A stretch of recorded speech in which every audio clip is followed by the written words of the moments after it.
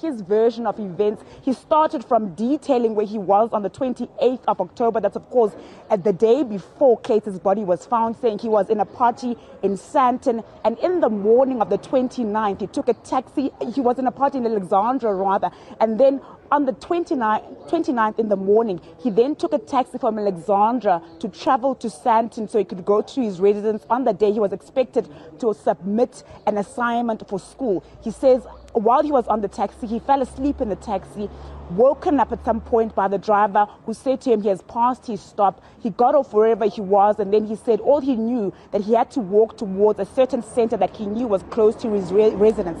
Along the way, he came across this park, he says. He then walked in and somebody pointed him to the direction where the restaurant is. He says there he looked at the menu, took photographs, and one of the people working at the restaurant suggested to him that one day he should bring his girlfriend to the restaurant because it's very affordable and it's actually a very nice restaurant.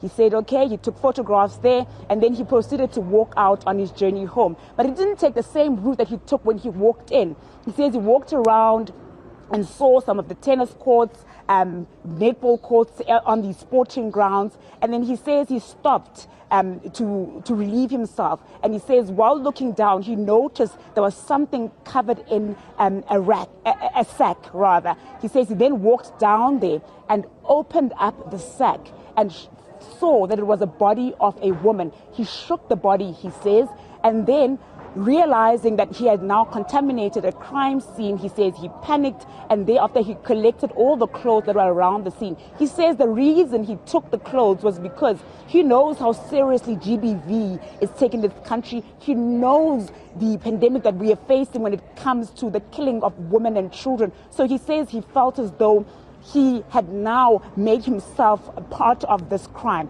He took the clothes, he says, and he does admit that he did jump the fence.